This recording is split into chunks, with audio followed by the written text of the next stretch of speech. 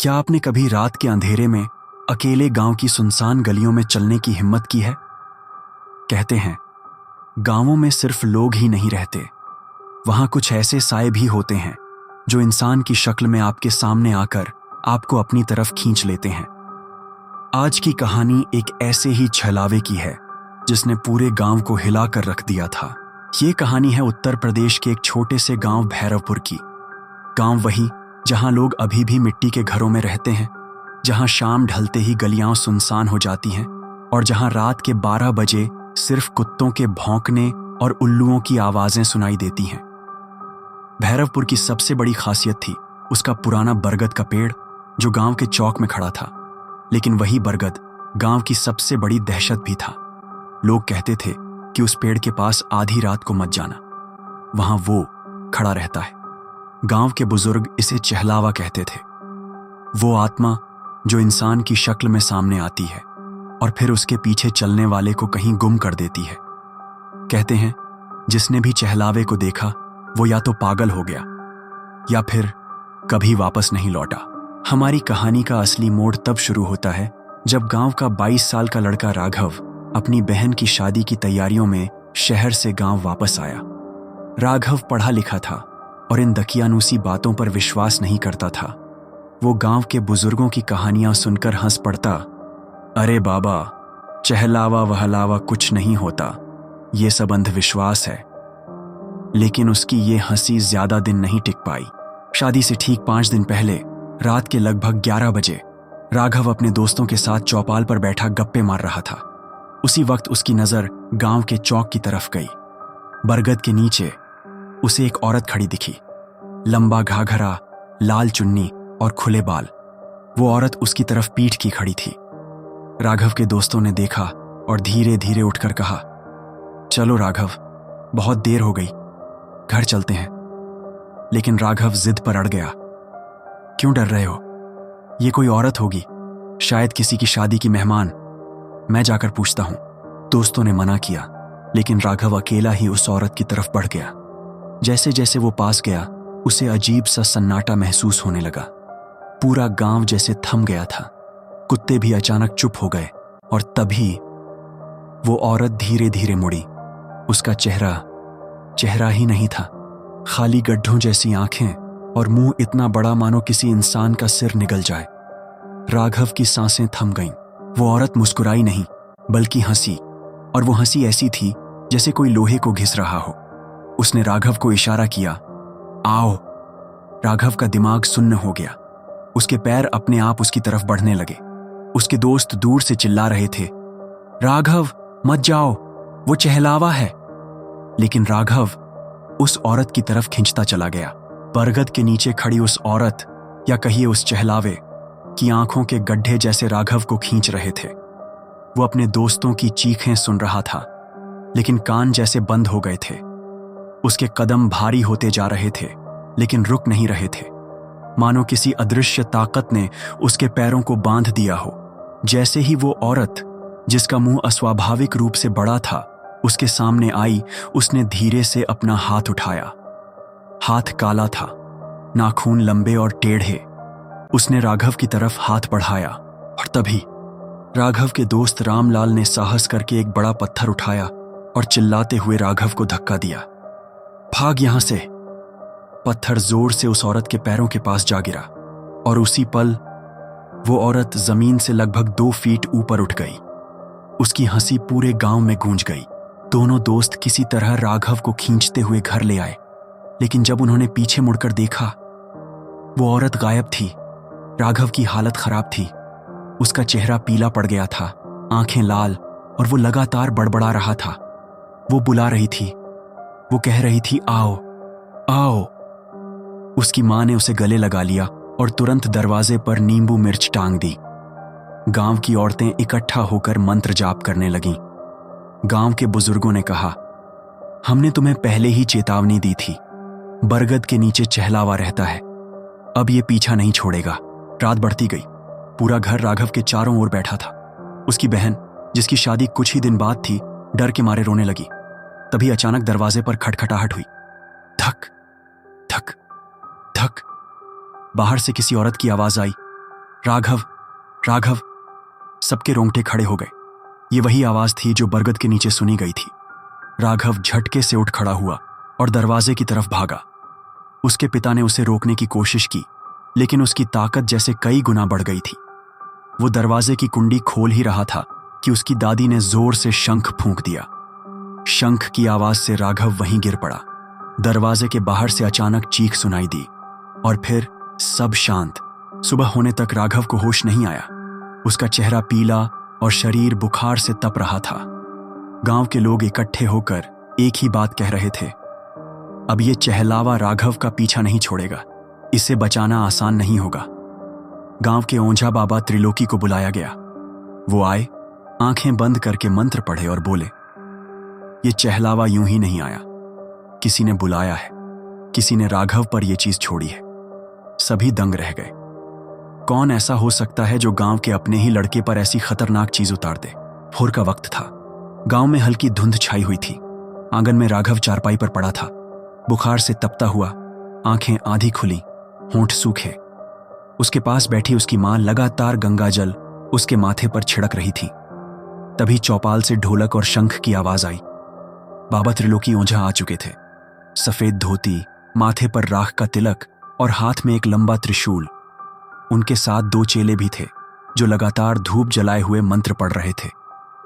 ओझा ने आते ही गहरी नजर राघव पर डाली, फिर धीरे से बोले, ये चहलावा साधारण आत्मा नहीं है, इसे किसी ने बुलाया है और जब तक इसका नाता नहीं तोड़ा जाएगा ये लड़का बच नहीं पाएगा। उन्होंने राघव के पास बैठकर तांबे की थाली रखी और उसमें काले तिल, नींबू, सरसों के दाने और हनुमान जी की गदा की छोटी प्रतिमा रख दी। फिर उन्होंने राघव के माथे पर हाथ रखते ही आंखें बंद कर लीं। अचानक राघव जोर से चिल्लाया, छोड़ दो मुझे, मुझे जाने दो, वो मेरा इंतजार कर रही है। उसकी आवाज किसी औरत जैसी पतली और तेज हो गई थी। सबके रोंगटे खड़े हो गए। उसकी मां रोने लगी, बाबा मेरे बेटे को बचा लो। ओझा ने मंत्र पढ़ते हुए नींबू उसके सीने पर रखा। नींबू काला पड़ने लगा और फिर अचानक फट गया। बाबा धीरे से बोले, ये आत्मा बहुत पुरानी है, ये बरगद में नहीं बंधी, इसे किसी ने जानबूझकर छोड़ा है। गांव में हलचल मच गई। लोग आपस में कानाफूसी करने लगे, कौन करेगा ऐसा और क्यों? ओझा ने सबको चुप कराया और कहा, जिसने ये चहलावा छोड़ा है वो गांव का ही है और उसका रिश्ता राघव के परिवार से जुड़ा है। इतना कहते ही सबकी नजरें रामेश्वर काका की तरफ मुड़ गईं। वो पास ही खड़े थे, आंखें झुकाए।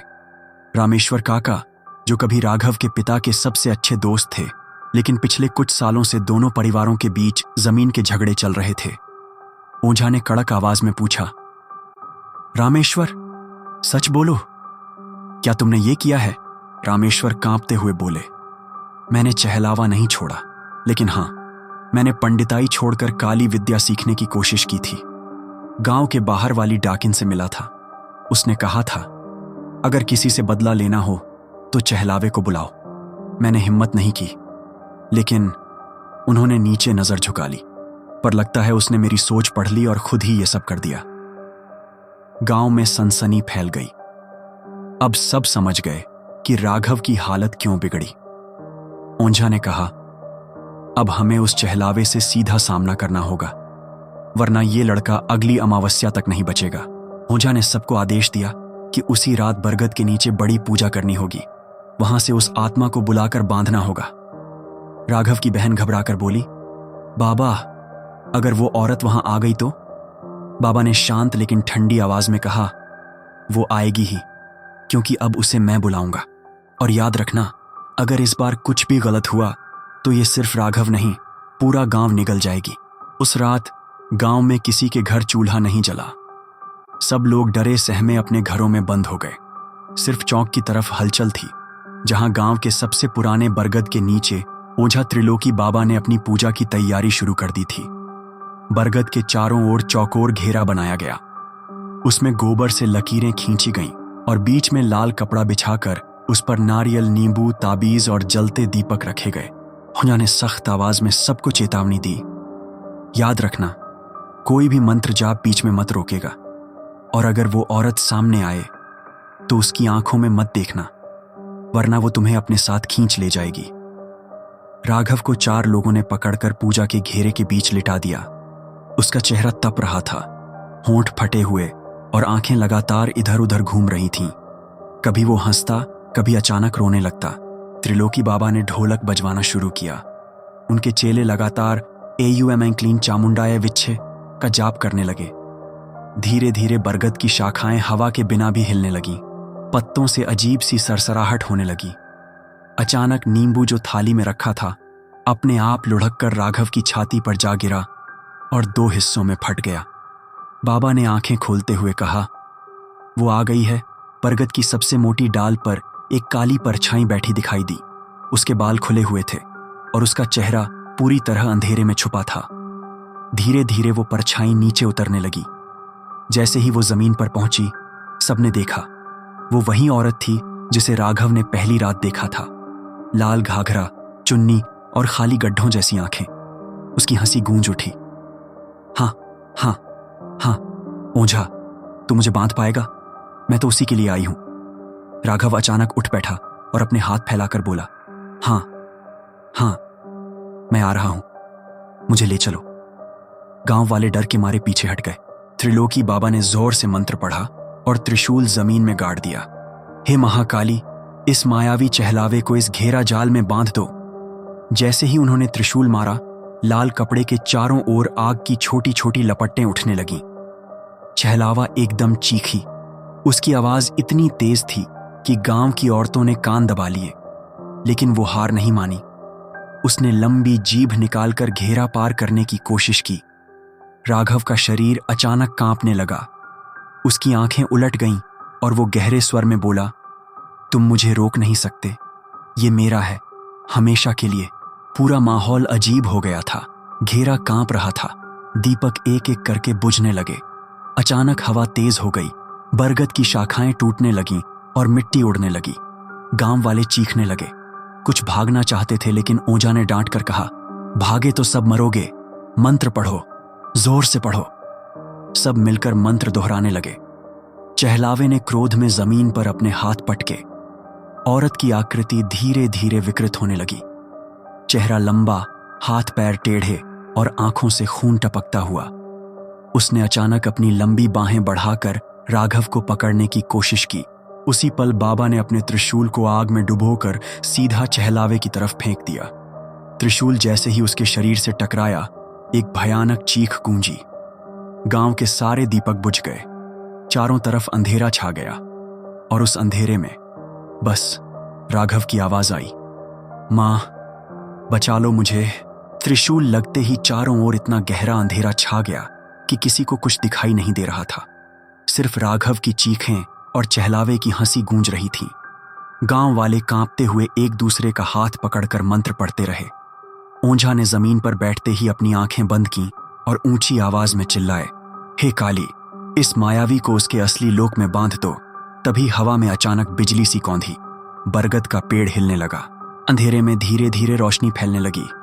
चहलावा अब पूरी तरह दिखाई दे रहा था। उसका चेहरा इंसानी नहीं था। लंबा खिंचा हुआ, आंखों से काला पानी बह रहा था और उसके मुंह में नुकीले दांतों की पंक्तियां। उसकी ऊंचाई इंसान से 2 गुनी थी। उसने ओझा की तरफ देखकर गुर्राते हुए कहा, तू मुझे नहीं रोक सकता, ये लड़का मेरा है, इसका खून मेरी प्यास बुझाएगा। और वो तेजी से राघव की तरफ झपटी। त्रिलोकी बाबा ने अपनी कमर से लाल कपड़े में लिपटा काला पत्थर निकाला। वो पत्थर उन्होंने वर्षों पहले तांत्रिक साधना से पाया था। उन्होंने उसे हवा में उठाते हुए चिल्लाया, यह शिव शक्ति का आशीर्वाद है, जा इसमें समा जा। पत्थर से लाल रोशनी फूटी। चहलावा चीखते हुए पीछे हटा। उसकी चीख इतनी तेज थी कि बरगद की टहनियां टूट टूट कर गिरने लगी। लेकिन राघव का शरीर अचानक हवा में उठ गया और वो सीधे चहलावे की ओर खींच गया। उसकी मां चिल्लाई, नहीं, मेरे बेटे को छोड़ दो। चहलावे ने राघव को अपने लंबे हाथों से पकड़ लिया। उसका मुंह बड़ा होता गया, जैसे अभी राघव को निगल जाएगा। तभी बाबा ने मंत्र पढ़कर वो काला पत्थर सीधा उसकी ओर फेंक दिया। पत्थर जैसे ही चहलावे के सीने से टकराया, उसके शरीर से धुएं की लपटें उठीं। वो जोर जोर से चीखने लगी, नहीं नहीं, मैं यहां से नहीं जाऊंगी। गांव वाले और जोर से मंत्र पढ़ने लगे। कुछ ही पलों में उसका शरीर धीरे धीरे राख की तरह बिखरने लगा। आखिरी चीख के साथ वो बरगद के तने में समा गई। पेड़ की छाल फट गई और वहां काले धब्बे उभर आए। राघव जमीन पर गिर पड़ा, बेहोश लेकिन जिंदा। चारों ओर एकदम सन्नाटा छा गया। ओंझा ने गहरी सांस लेते हुए कहा, वो पूरी तरह गई नहीं है, उसे बरगद में बांध दिया गया है। जब तक ये पेड़ खड़ा है वो बाहर नहीं निकलेगी। लेकिन याद रखना, आधी रात को कोई इस पेड़ के पास मत आना। अगली सुबह गांव में हर कोई हैरान था। राघव धीरे धीरे ठीक होने लगा, लेकिन उस रात की बातें उसके जहन से कभी नहीं मिट पाईं। लोग कहते हैं कि बरगद के पास से आज भी अजीब सरसराहट सुनाई देती है। कई बार राहगीरों को लगता है कि कोई औरत पीछे पीछे चल रही है। गांव वाले आज भी कहते हैं, रात को बरगद के नीचे मत जाना, चहलावा अभी भी वहीं है और शायद किसी और का इंतजार कर रहा है। सो दोस्तों, ये थी भैरवपुर गांव के चहलावे की कहानी। क्या आपने कभी ऐसी घटना अपने गांव या कस्बे में सुनी है? अगर हाँ, तो याद रखिए, हर किस्सा महज अंधविश्वास नहीं होता, कहीं कहीं उसके पीछे सच छुपा होता है। और अगली बार अगर आपको सुनसान रास्ते पर कोई औरत बुलाती नजर आए, तो बस एक बात याद रखना, आवाज मत देना, वरना वो आखिरी आवाज हो सकती है।